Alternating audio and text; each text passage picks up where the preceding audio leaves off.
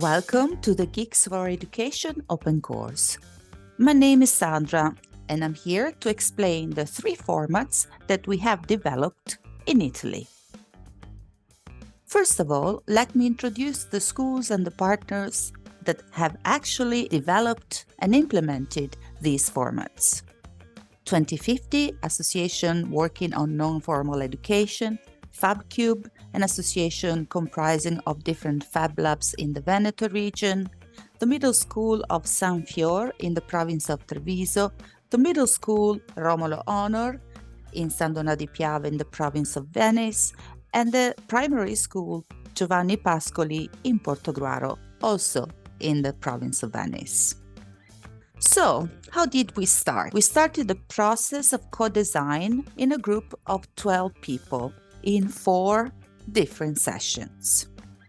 The designers were teachers, techies, and educators coming from non-formal education organizations, tech hubs, and of course, schools of different degrees. We met 4 times, and we started with a so-called bench learning session, where you look at good practices and analyze them and try to adapt and be inspired by them to create your own practice. After the bench learning session, we worked in 3 other sessions and met to design the prototypes of our formats. So I'm going to explain now the first of the 3 formats. The first format is called Ice Cream Team. The long format is the format, an educational curriculum which lasts at least 16 hours. How does the ice cream STEM work?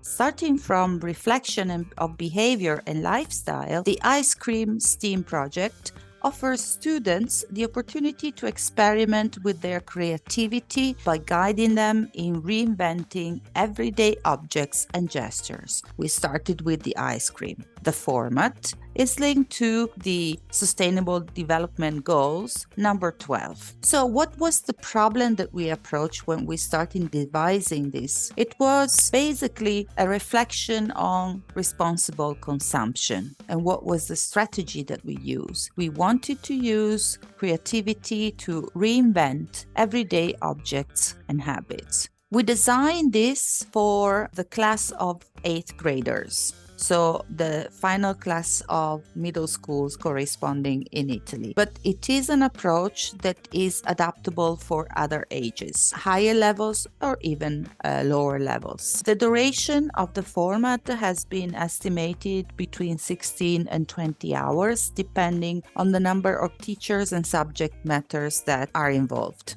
We used interactive and engaging methods. We can define the 3 main methods that we used were the challenge-based learning, project-based learning, but also a lot of problem solving. What are the competencies that we thought of focusing on during this format? They are mixed, of course. They are not only digital, but they cover many subjects. First of all, different social skills, from teamwork to cooperation, multilingual competencies. That's because not only Italian but also English was involved. Then we have, of course, the digital competencies. In particular, it was the 3D modeling together with artistic competencies, but also active citizenship, because we linked our ice cream project to responsible consumption. What kind of material is necessary? Well, first of all, 3D modeling, tools or application like SketchUp or Tinkercad. These are free 3D printers. And then video or graphics application like Canva, for example, but also video editing and so on.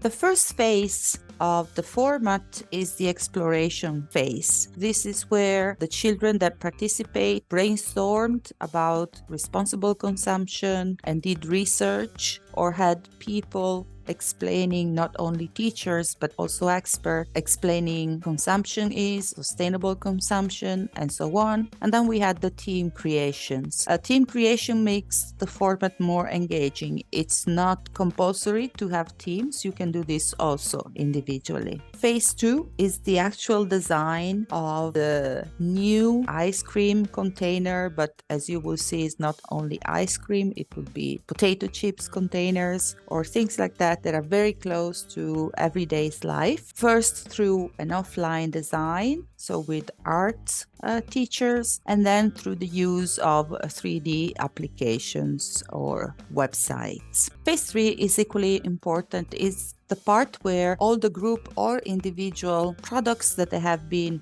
created are presented to others. We use different formats also to present this. In one case, we use videos where students showed their own product. In other cases, we use a virtual presentation in the metaverse of all the different products that each individual student prepared. And finally, we also evaluated this format. Before, like asking about motivation and expectations, and after through a questionnaire to find out about their interest in the subject, in the method that was used, and also in the performance that was achieved. And that's it for Format 1. I hope you enjoyed it, and see you soon for Format 2.